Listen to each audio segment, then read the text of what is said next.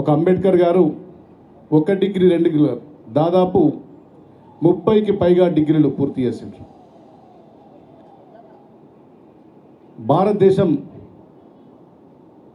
మనకు స్వాతంత్రం సిద్ధించినప్పుడు 1947 ఆగస్టు 15 ఆ సందర్భంలో స్వాతంత్రం వచ్చినప్పుడు దాదాపు అటు ఇటుగా అనేక దేశాలకు స్వాతంత్రం వచ్చింది. అంతేకాదు మన పక్కనటువంటి పాకిస్తాన్ కానీ, నేపాల్ కానీ, శ్రీలంక వంటి దేశాలకు కూడా అదే సందర్భంలో అదే సమయంలో స్వాతంత్రం వచ్చింది. కానీ ఆ దేశంలో పరిపాలన ఏ విధంగా ఉంది, ఇవాళ భారతదేశంలో పరిపాలన ఏ విధంగా ఉంది ఒక్కసారి మనం అర్థం చేసుకోవాలి. ఒక సుదీర్ఘమైనటువంటి రాజ్యాంగం, ఒక దృఢమైన రాజ్యాంగం. ఆ రాజ్యాంగం యొక్క గొప్పతనం వల్లే ఇవాళ భారతదేశం 75 సంవత్సరాలైనా కూడా చెక్కు చెదరతలేదు. మన పక్కనున్న దేశాలు ఎప్పుడు పేక మేడల్లాగా కూలిపోతున్నాయి. అక్కడ ప్రభుత్వాలు ఎప్పుడు అక్కడ మిలిటరీ పాలన వస్తుంది, ఎప్పుడు ఎవడు తిరగబడతాడో మనం అందరం చూస్తున్నాం. అది కేవలం డాక్టర్ బిఆర్ అంబేద్కర్ గారి గొప్పతనం, ఆయన రచించినటువంటి రాజ్యాంగం. ప్రపంచంలోని అన్ని రాజ్యాంగాలను అవపోసన పోసి మన దేశానికి ఎలాంటి రాజ్యాంగం కావాలి అందించినటువంటి రాజ్యాంగం అందించాలి. ఇలా 75 సంవత్సరాలు కూడా అదే రాజ్యాంగం, అవే అన్ని వాటితోటి ఇవాళ మనం ముందుకు పోతున్నాం. ఇలా ప్రతి ఒక్కరు కూడా స్ఫూర్తిదాయకం అంబేద్కర్ గారి జీవిత చరిత్ర. ఇవాళ రాజకీయాల్లో కానీ, ఇలా టెక్నాలజీ వాడే యువతలో కానీ ప్రతి ఒక్కరు కూడా అంబేద్కర్ గారి యొక్క జీవితం మార్గదర్శకం.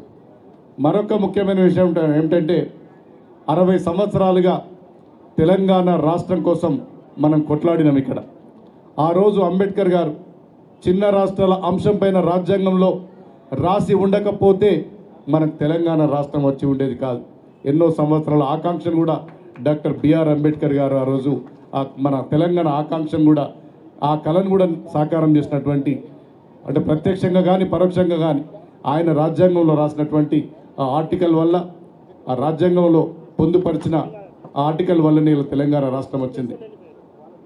ఇలా ప్రతి ఒక్కరు చాలామంది ఏమనుకుంటారంటే అంబేద్కర్ కేవలం ఒక దళితుల సొత్తే అనుకుంటారు, దళితులకు నాయకుడే అనుకుంటారు. అది నిజంగా ప్రతి ఒక్కరు కూడా మైండ్ సెట్ చేంజ్ చేసుకోవాలి. అంబేద్కర్ గారు ప్రతి ఒక్కరి గురించి కూడా పోరాడిండు. ముఖ్యంగా మహిళల కోసం, కార్మికుల కోసం, ఈ దేశంలో సబ్బండ వర్గాల కోసం ఇలా కొట్లాడినటువంటి వ్యక్తి డాక్టర్ బాబాసాహెబ్ అంబేద్కర్ గారు. ఇవాళ నిజంగా ప్రతి ఒక్కరు కూడా వారి ఆలోచనలు, ఆశయాలను ఆదర్శంగా తీసుకోవాలి.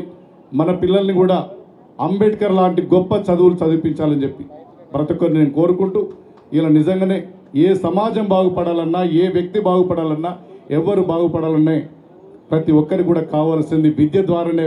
మనకి ఈ విద్య ద్వారానే ప్రతిదీ సాధ్యమవుతుంది. కాబట్టి ప్రతి ఒక్కరు కూడా కేవలం జయంతి రోజు సంబరాలు జరుపుకోవడమే కాకుండా ఆయన ఆశయాలను, సిద్ధాంతాలను మనం అందరం పురికిపుచ్చుకొని ఆయన ఏ విధంగా అయితే కష్టపడి చదువుకుండో మన ఇంట్లో కూడా మన పిల్లల్ని ఆ విధంగా కష్టపడి చదివించి ఇలా మొత్తం సమాజాన్ని మార్చే శక్తిని కేవలం విద్య ద్వారానే సాధ్యమవుతుంది. కాబట్టి వాటన్నింటిని కూడా మనం అలవర్చుకోవాలని చెప్పి మీ అందరికీ నేను కోరుకుంటూ, ఈ రాష్ట్ర ప్రభుత్వం డాక్టర్ బిఆర్ అంబేద్కర్ గారి ఆలోచనలతోటి, ఆశయాలతోటి ముందుకు పోతుంది.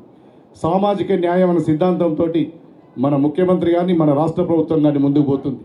గత 3 దశాబ్దాలుగా ఇక్కడ కూడా చాలామంది ఎస్సీ వర్గీకరణ కోసం ఉద్యమం చేశారు. 3 దశాబ్దాల నుంచి, 3 దశాబ్దాల్లో ఏ ప్రభుత్వం, ఏ నాయకుడు చేయలేని విధంగా మన ముఖ్యమంత్రి రేవంత్ రెడ్డి గారు 3 దశాబ్దాలుగా చేస్తున్నటువంటి ఉద్యమానికి పురుషులు పెట్టి ఎస్సీ వర్గీకరణ పూర్తి చేసి ఇలా సామాజిక న్యాయం చేసే పనిలో మన రేవంత్ రెడ్డి గారు ముందుకు పోతున్నారు. భారతదేశంలో ఎక్కడ కూడా వర్గీకరణ జరగలేదు, ఒక తెలంగాణ రాష్ట్రంలోనే మొట్టమొదటిసారిగా జరిగింది.